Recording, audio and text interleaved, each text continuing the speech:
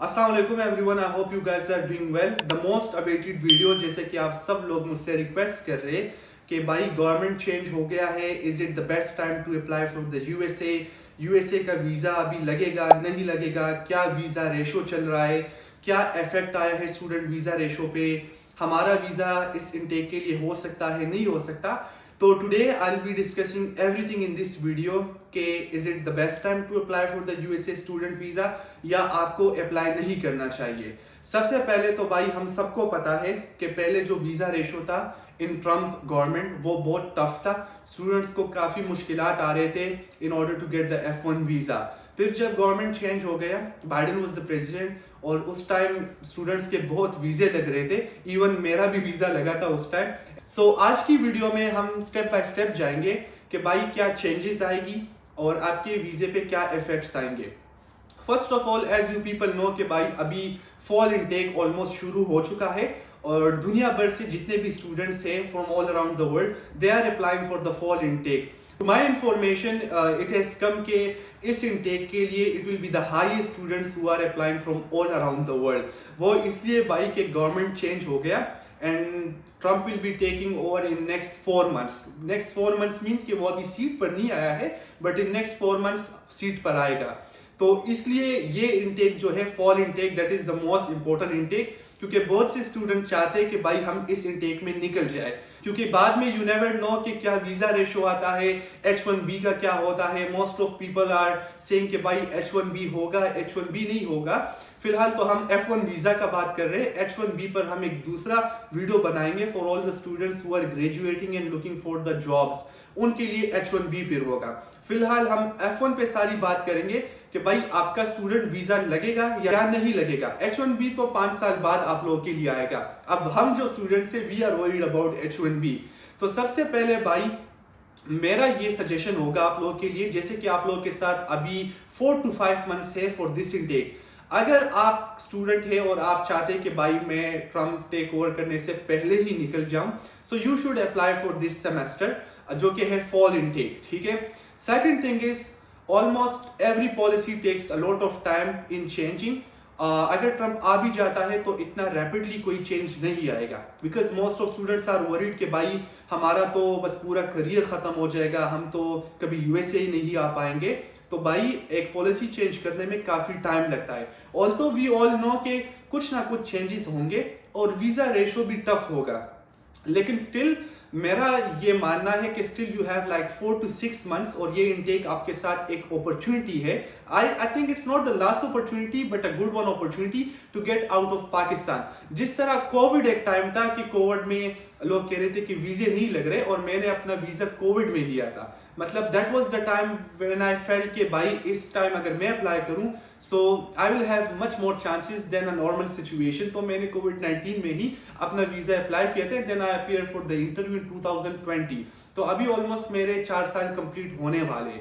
So this is again opportunity, क्योंकि आप लोगों को पता है कि inflation rate, interest rate, student loans जो हो गए अमेरिका में इस टाइम ऑल टाइम हाई चल रहे। अब अगले साल, अगले 2 साल 5 साल में क्या होता है यू नेवर नो।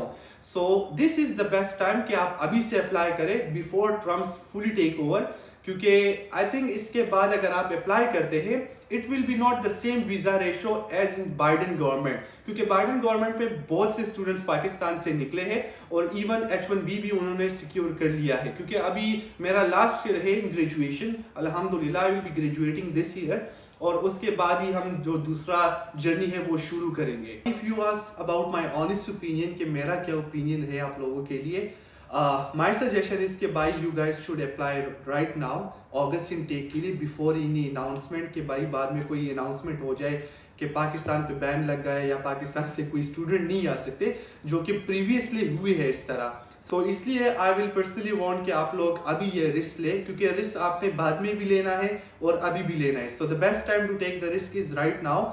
अगर वीजा एक्सेप्ट होता है नहीं एक्सेप्ट होता वो तो बात की बात है, लेकिन at least you will be taking a risk जिसका एक्सेप्टेंस रेशो आपके साथ 90% होगा। बाद में अगर आपके साथ वीजा रेशो 50% है, still you are taking the same risk, same amount आपका लग रहा है, तो it's not worth it. But right now आपके साथ 5-6 महीने हैं और फॉल इनटेक भी स्टार्ट होने वाला है। So this is the best time to apply for visa. अब इसमें से मैं एक और चीज ऐड करूंगा कि बैचलर्स के स्टूडेंट का वीजा रेशो क्या होगा, मास्टर्स के स्टूडेंट वीजा रेशो क्या होगा। फर्स्ट ऑफ ऑल अगर आप बैचलर्स की स्टूडेंट की जर्नी देखें तो भाई बैचलर स्टूडेंट 5 साल यहाँ पे पढ़ता है और 5 साल बाद जब वो ग्रेजुएट हो जाता है फिर वो अप्लाई करता है जॉब के लिए, जिसमें उसको अपने वीजा चेंज करना होता है H1B कैटेगरी को, ठीक है। मास्टर स्टूडेंट की अगर आप जर्नी देखें, वीजा ड्यूरेशन सेम ही होता है, 5 साल का वीजा होता है, लेकिन उसकी डिग्री कंप्लीट होती है 1.5 ईयर्स में या 2 साल के अंदर। दैट मीन्स के मास्टर स्टूडेंट जल्दी ग्रेजुएट होता है। Now if you compare both of the duration, bachelor student पढ़ता ज्यादा है कंपेयर टू मास्टर स्टूडेंट। इसका मतलब यह है कि बैचलर स्टूडेंट ज्यादा पैसे देता है यूनिवर्सिटी को कंपेयर टू मास्टर स्टूडेंट। तो इस गवर्नमेंट में मेरा अंदाजा ये है कि बैचलर के स्टूडेंट का वीजा रेशो ज्यादा होगा compare to master student, because bachelor student जब पोस्ट ग्रेजुएट के बाद अप्लाई करेगा if he wants to get the H1B visa तो वो 5 साल बाद करेगा। अगर मास्टर स्टूडेंट आता है तो वो जॉब की कोशिश यहाँ पे 2 साल बाद करेगा। यहाँ पे जो मेन मसला है which I think is the biggest issue, that is के स्टूडेंट यहाँ पे जॉब के लिए रह जाते हैं and that is the main problem. तो यहाँ पे मुझे ये लग रहा है, जो मैंने अपना रिसर्च किया which I discuss with other fellows, ये होगा कि भाई बैचलर स्टूडेंट का वीजा जो है वो इजीली एक्सेप्ट होगा, बिकॉज उनको ये होगा कि ये स्टूडेंट जब ग्रेजुएट होगा वो 5 साल बाद होगा, 5 साल बाद फिर ये अपने लिए किसी कंपनी के साथ बात करेगा H1B के लिए, ठीक है। वेदर मास्टर स्टूडेंट जब आता है तो वो सिर्फ 2 साल बाद ही कंपनी से H1B के लिए बात करेगा। तो 2 साल बाद और 5 साल बाद, इसमें 3 साल का पूरा गैप है, विच मीन्स के बैचलर्स का student visa ratio compare to master ज्यादा होगा। अब मैं ये नहीं कह रहा हूं कि भाई मास्टर्स के वीजे लगेंगे नहीं, क्योंकि अब ये ना हो कि वीडियो के बाद मास्टर्स के स्टूडेंट मुझे मैसेज पे मैसेज करे कि भाई अब हमारा वीजा ही नहीं लगेगा। आई एम जस्ट सेइंग कि ये वीजा रेशो होगा इन माय ओपिनियन। मैं अभी कोई ना इमिग्रेशन अटर्नी हूं ना मैं कोई प्रोफेशनल इनसाइट बंदा हूं। I am just sharing my opinion as a student कि ये मेरा ओपिनियन है, this is what I am thinking. I hope this video will help you a lot और आपके जो क्वेश्चंस है वो काफी हद तक क्लियर हो गए होंगे। नॉट श्योर के 100% क्लियर हो गए होंगे, लेकिन at least I give you a way कि भाई इस तरह आप लोग सोचे। बाकी if you guys have any question just contact me on the Instagram consultancy with Shayan, या मेरे साथ 1-on-1 कॉल सेशन बुक करें where we can discuss everything, any problem you have or you need any help. और या अगर आप चाहते हैं कि मैं ही आपका सारा प्रोसेस करूं खुद, तो definitely you can reach me out and I will help you in whatever you need help इंशाल्लाह। तो मजीद अगर आपके कोई क्वेश्चंस है, मेक श्योर के कमेंट्स में अपने क्वेश्चंस लिखे एंड इंशाल्लाह मैं सारे कमेंट्स खुद पढ़ूंगा। I will reply to every comment जो भी क्वेश्चंस है, and soon we will be making much more videos. तो don't forget to subscribe my channel and see you soon again in next video. अल्लाह हाफिज।